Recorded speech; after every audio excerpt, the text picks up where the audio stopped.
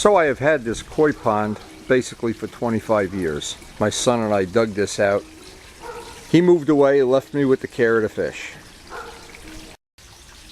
Over those years we've had basically an algae bloom every spring. Nothing that wasn't out of the ordinary, but this year we had the algae bloom that lasted about a month, and we couldn't even see the fish. And with the help of my friend Dave Midgley, who also raises fish, we came up with a little bit of a solution. It seems to have worked pretty well. So down at this end of the pond you can see that the taro is already done with its life cycle for the summer. We're in the fall part of the year. Now what I did, and this is kind of short and sweet because everybody that's ever had an algae problem knows, I put 3 brand new bulbs in the UV clarifiers. That helped a little bit. I added a couple of small taros. That helped a little bit. Everything helps a little bit, but I finally found something. I put salt in the water. All of the things that are shared on YouTube, but I got one that really worked way above the others. Now this is my 25-year-old homemade fish filter that has kept that water very nice and clean for over 20 years. We've almost lost no fish over that period of time, very few. And the water has always been just nice and clear. So, here's what happened though. Now, and this is the tip I'd like to share. It's a very simple thing. You can see what I've done. I have normal filter medium, the media that we all use or everybody uses that's commercially available. But what I did, I have a colander, and it's filled with microfibers. And what happens, the water comes out here, goes into the microfibers, and you think, wow, how good can microfibers be at filtering out algae? Now, algae is not big chunks like when you're filtering out fish waste. It's in the water, it's microscopic.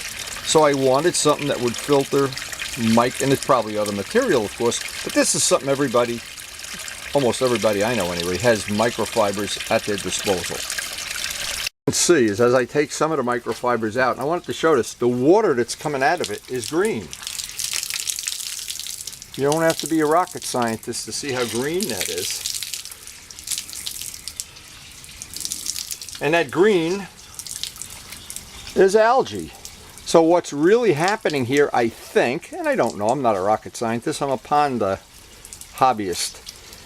The microfibers do trap the microscopic, it's actually green, right out of the water. And I can actually, I do this every other day or so, and what comes out is, it looks like green muck. I wash them, go over, hose them off, put them back, 2 days later, do it again. And it took about a week of doing this, and it cleared up the water to where it's really, really nice and clear. I'm trying to use the white background here. If you can see on your screen how green that water. And I've tried other methods to get this out. I've never found anything, and that's why I'm sharing this on YouTube. I hope this helps you keep your pond nice and clean. And I feel like had I known this in the very beginning, the thing that I think is different, that the filtering media, even the fine stuff and even the charcoal, they don't get this last little bit of green out, but the microfibers do. Now if you had a big enough pond and you had a box of these microfibers, I mean, you could just throw them in the laundry, I guess, if you wanted to, but I just hose them off with the hose, put them back, and I'm telling you, the fish, the pond has never been nicer.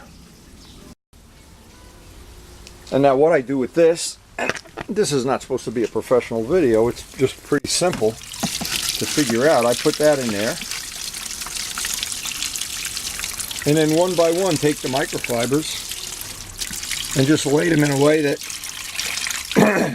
that the water has to pass basically through it. It'll eventually overflow, it gets clogged up, it doesn't matter because these are absorbing it, they're like a sponge, pulling a lot of that algae out every minute of the time. And then I do the normal maintenance. This is the normal fish waste that the big thick media catch. But that thing with the microfibers is worth adding to your pond, believe me, if you have an algae issue.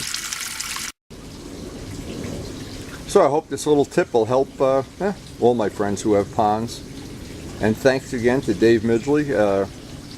Other people that have helped me, Art Roseberry, along the way, that have helped me maintain and keep a really enjoyable pond. And thanks for watching.